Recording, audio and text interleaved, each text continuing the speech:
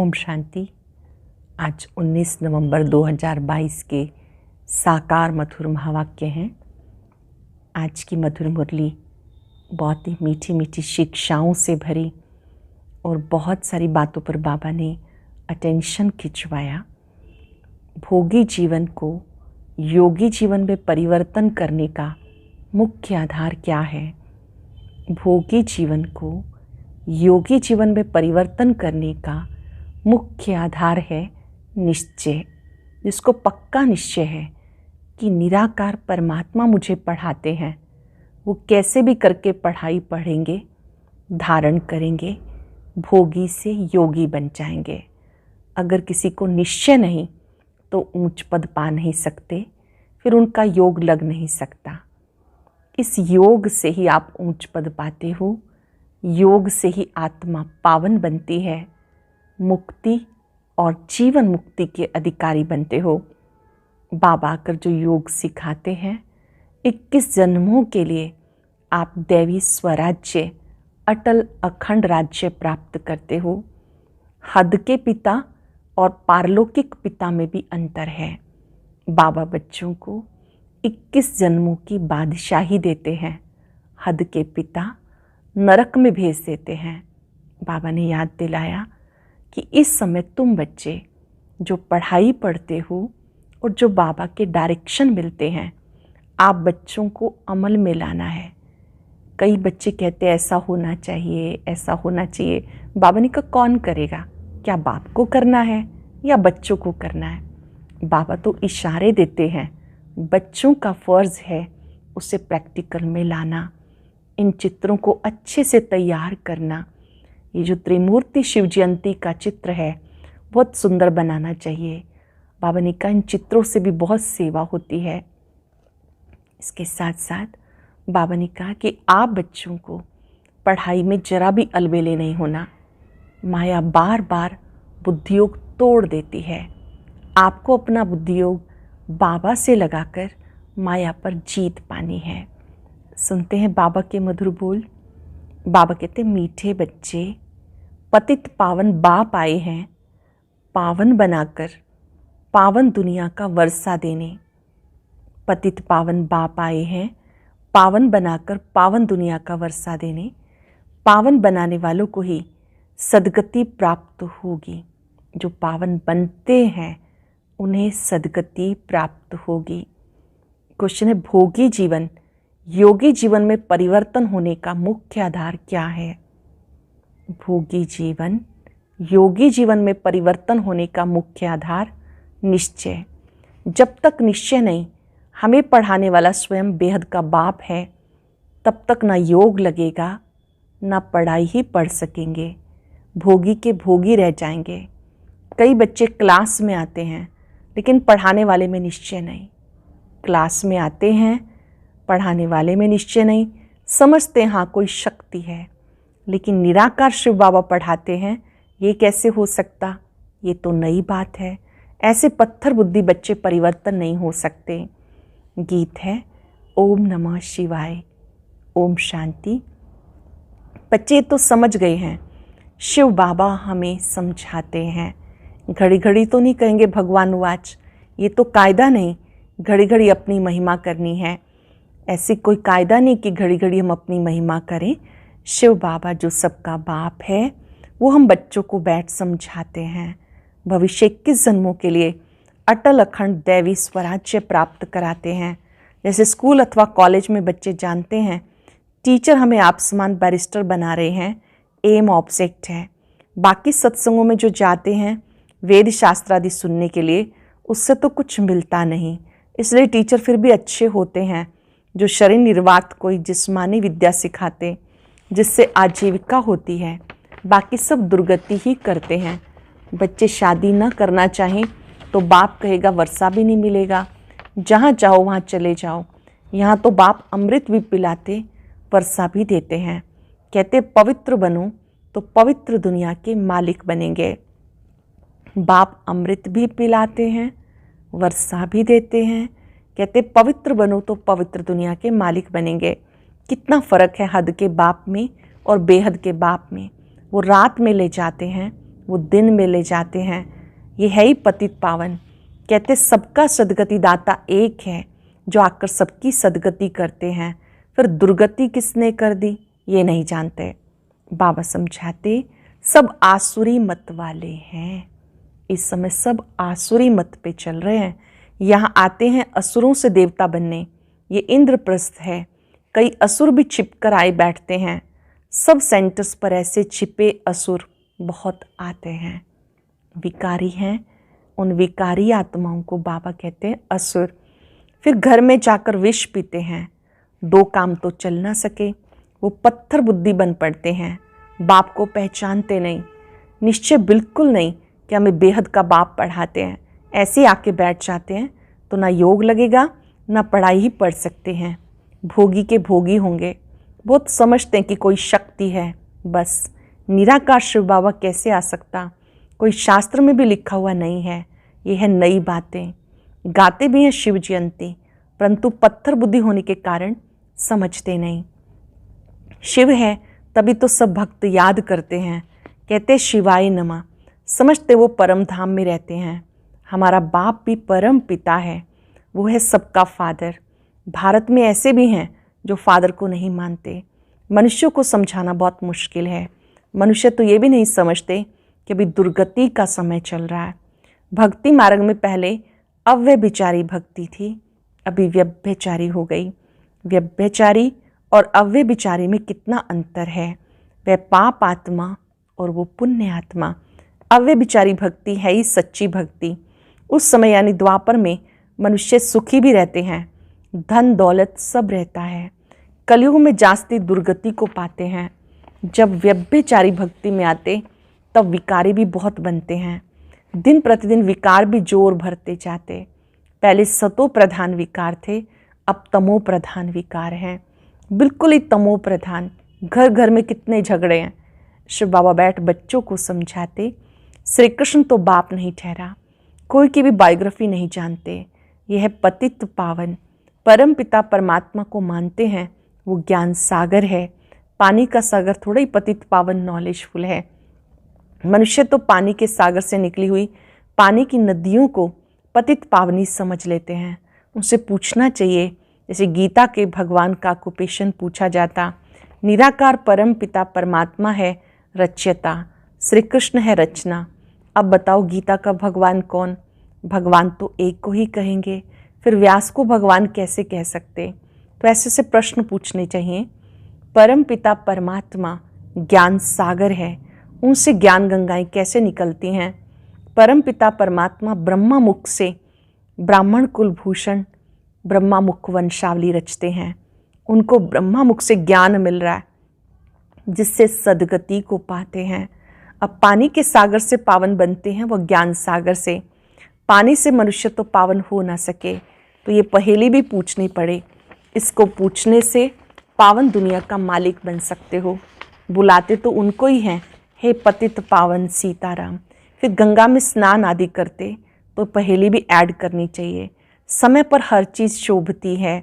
जैसे वो गीता के भगवान वाली पहेली है, वैसे ये भी पहेली है। ख्याल चलते तो है ना, क्या ऐसी चीज़ बनाएं जो मनुष्य सदैव अपने पास यादगार रखे। क्या ऐसी चीज़ बनाएं ताकि मनुष्य अपने पास यादगार रखें। अच्छी चीज़ होगी तो अपने पास रखेंगे, कागज़ आदि तो फेंक देते हैं। देवताओं की अच्छी चीज़ होगी तो वो फाड़ेंगे नहीं।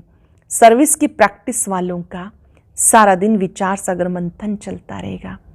जिन्हें सर्विस की प्रैक्टिस है उनकी बुद्धि में विचार सागर मंथन चलता रहेगा और काम करके दिखाएंगे। सिर्फ कहना नहीं कि ऐसा करना चाहिए। ये किसको कहते हो? बाबा करेगा वह बच्चे करेंगे। बोलो कौन? बाप तो डायरेक्शन देते हैं। ऐसे अच्छे चित्र कैलेंडर छपाओ। त्रिमूर्ति शिव के कैलेंडर निकालने चाहिए। त्रिमूर्ति शिव जयंती कहना राइट है, सिर्फ शिव जयंती कहना रॉन्ग है। त्रिमूर्ति शिव जयंती कहना राइट है। एक बच्चे की दिल है, त्रिमूर्ति शिव जयंती का कैलेंडर छपाएं, सो भी रंगीन। त्रिमूर्ति से समझाने अच्छी मिलती है। बाबा लॉकेट भी इसलिए बनवाते कि उनसे अच्छा समझा सकते हो। ब्रह्मा द्वारा शिव बाबा सदगति करते हैं, तो जो मेहनत करता है वही विष्णुपुरी का मालिक बनता है। बाकी जो ज्ञान नहीं लेते उनका विनाश हो जाता। वे सजाएं भी खाते, पद भी नहीं पाते। भगत भगवान को याद करते हैं, परंतु जब भगवान आते हैं तो कितने थोड़े उन्हें पहचान कर उनका बनते हैं। इम्पॉर्टेंट बात, मनुष्य भगवान को याद करते हैं, पुकारते हैं। जब भगवान आते हैं तो कितने थोड़े लोग उसे पहचानते हैं, उनके बनते हैं और उन्हें याद करते हैं। कोटों में कोई जो मुक्ति के लिए पुरुषार्थ करते हैं वो पद अच्छा पा नहीं सकेंगे, विक्रम विनाश नहीं होंगे। इसलिए साक्षात्कार कराया था। धर्म संस्थापक भी आते हैं दृष्टि लेने। याद करते करते विक्रम विनाश करते जाएं तो पद ऊंचा पा सकते हैं। याद करते करते विक्रम विनाश करते जाएं तो ऊंच पद पा सकते। और धर्म वाले भी आएंगे, सो भी पिछाड़ी में जो बड़े होंगे। ऐसे नहीं कि अभी का पोप आएगा, नहीं, पहले नंबर का पोप जो भी अंतिम जन्म में है वो आएगा। हिसाब है बड़ा भारी। अभी कुंभ का मेला है, इस समय ये कुंभ का मेला है। ये सब भक्ति की सामग्री है। जब दुर्गति को पानी का पूरा ग्रहण लग जाता है तब बाबा आकर 16 कलश संपूर्ण बनाते हैं। ग्रहण को स्वदर्शन चक्र से निकाला जाता है। जब ग्रहण लग जाता है तो स्वदर्शन चक्र से निकाला जाता। ये जो अपना गोला है उसमें नीचे लिखना चाहिए, ये है स्वदर्शन चक्र। ये बहुत अच्छी चीज़ है। ये ईश्वरीय कोट ऑफ आर्म्स है। ये तो ईश्वरीय बातें हैं। स्लाइड्स जो बना रहे हैं उनके लिए बाबा समझा नहीं देते रहते। अगर समझो वो मुरली ना सुने तो डायरेक्शन अमल में ला ना सके। अगर कोई मुरली ना सुने तो बाबा के डायरेक्शन को अमल में नहीं ला सकते। मुरली रोज़ पढ़नी चाहिए। सर्विस में जो है उनको एक्ट में आना चाहिए। त्रिमूर्ति का स्लाइड्स बनाते हैं, उसमें अक्षर बहुत अच्छे हैं। स्थापना और विनाश 2 गोले भी चाहिए। यह नरक व स्वर्ग, ये आज का भारत, कल का भारत, दोनों बड़े बड़े गोले बनाने चाहिए। लिखना चाहिए आज का भारत, दूसरे पे कल का भारत। बाप सेकंड में जीवन मुक्ति देने वाला बैठा है। बाबा को पहचाना, निश्चय हुआ, बस जीवन मुक्ति पाने का पुरुषार्थ चल पड़ता। जन्म तो लिया है ना, बाप से पूरा वर्षा लेना है, फिर विकार की मांग नहीं कर सकते।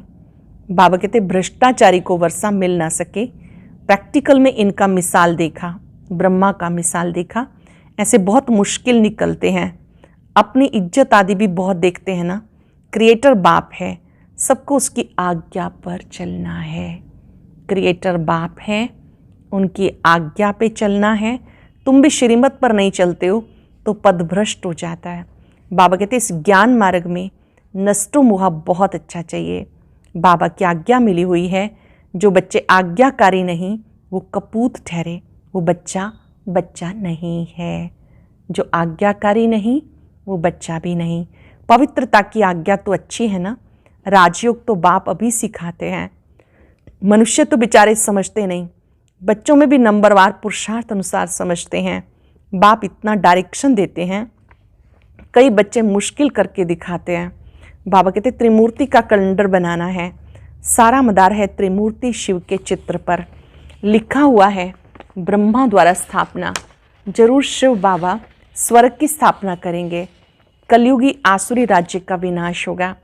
आसुरी राज्य में कितने ढेर हैं, दैवी राज्य में कितने थोड़े हैं। लिखा हुआ है अनेक अधर्मों का विनाश, एक सत्य धर्म की स्थापना। बाबा कहते हैं मैं कितना श्रृंगारता हूँ फिर भी सुधरते नहीं, उल्टा सुल्टा बोलते हैं। मैं कितना श्रृंगारता हूँ फिर भी सुधरते नहीं, उल्टा सुल्टा बोलते हैं। यहाँ बाबा कहते दे सही जो कुछ है सब कुछ भूल, माँ में कम याद करो। अपनी देह भी ना फंसो। किसकी देह में फंसने से गिर पड़ते हैं। जैसे मम्मा की देह में से प्यार था तो मम्मा के जाने के बाद कितने मर गए, क्योंकि नाम रूप में फंसे हुए थे। कई मम्मा से बहुत लगाव रखते थे, मम्मा की शरीर छोड़ने के बाद ज्ञान योगी छोड़ दिया। तो बाबा कहते ऐसे बच्चे जो नाम रूप में फंसे हुए थे, फिर ऐसे बच्चे ऊंच पद तो पा ना सके। बाबा कितना कहते हैं देह अभिमानी मत बनो, माम एकम याद करो। तुम इस ब्रह्मा के शरीर को याद नहीं करो। शरीर को याद करने से पूरा ज्ञान उठा नहीं सकते। देही अभिमानी बनने में बहुत मेहनत है। बाबा की याद में रहना ये बहुत डिफ़िकल्ट है। ज्ञान तो बहुत अच्छा अच्छा सुनाते हैं, योग में मुश्किल ठहरते हैं। ज्ञान अच्छा सुनाते हैं, योग में मुश्किल ठहरते हैं। जितना रुस्तम उतना माया के तूफान आएंगे। किसी न किसी के नाम रूप में धोखा खा लेते हैं, किसी के भी नाम रूप में फंस जाते हैं। व्यक्ति विशेष से अटैचमेंट हो जाती है, बाबा भूल जाता है, बाबा की बजाय वो व्यक्ति अच्छा लगने लगता है। तो बाबा कहते हैं ऐसे बच्चे ऊंच पद नहीं पा सकते, बहुत खबरदारी चाहिए। योग में ही बड़ी मेहनत है, नॉलेज तो सहज है, योग में ही घड़ी घड़ी भूल जाते हैं। इसलिए बाबा कहते विक्रमाजीत कैसे बनेंगे?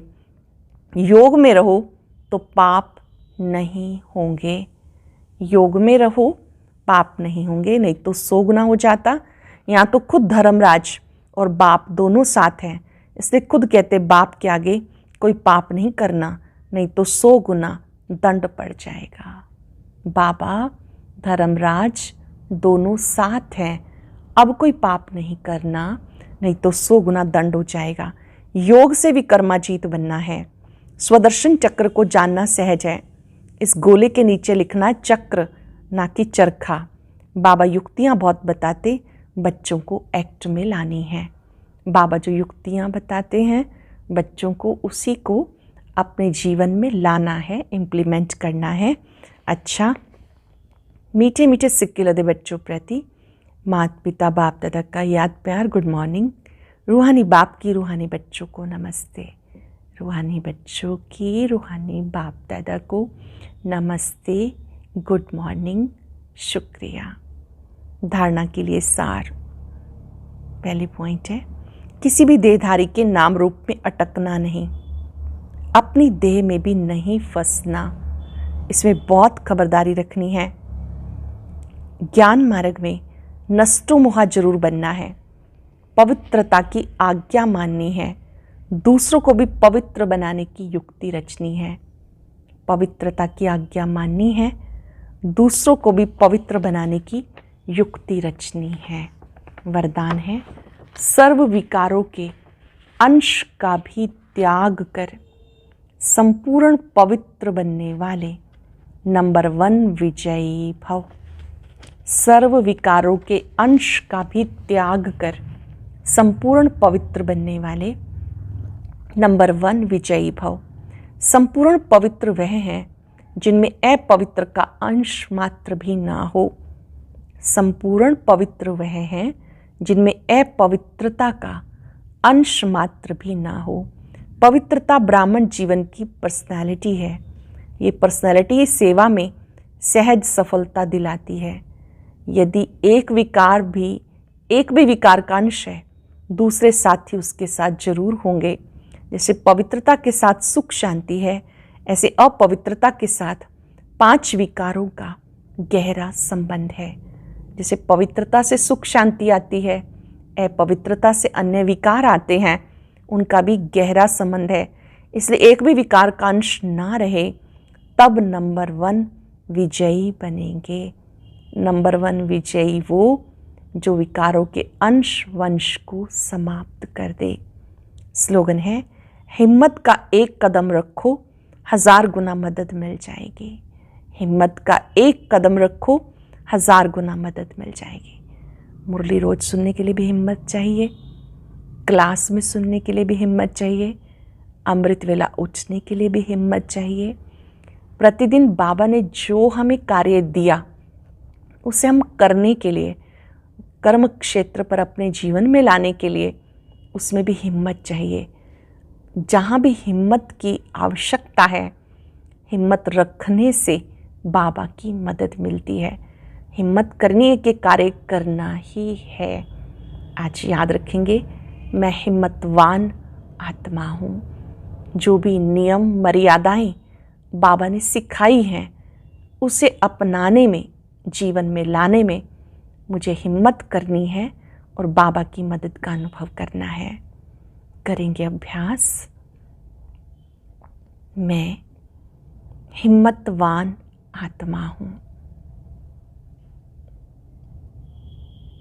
सर्व शक्तियों के भंडार बाबा की मदद मुझे आगे बढ़ा रही है। भगवानुवाच हिम्मत का एक कदम आपका, पदम गुणा मदद बाप दादा की। अमृत वेले से लेकर रात तक पूरी दिनचर्या में बाबा को साथ रखने की हिम्मत करनी है।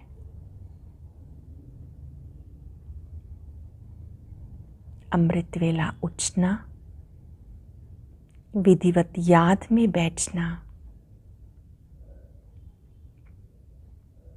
हिम्मत का एक कदम मेरा, मददगार बाबा है। कदम कदम पर बाबा की मदद मुझे आगे बढ़ा रही है। याद करेंगे मेरी इस जीवन यात्रा में जब जब मैंने हिम्मत की, बाबा ने मुझे मदद की। उन सब क्षणों को याद कर बाबा का शुक्रिया करें। शुक्रिया बाबा, शुक्रिया। और अब सुनते हैं आज का अव्यक्त ज्ञान मोती।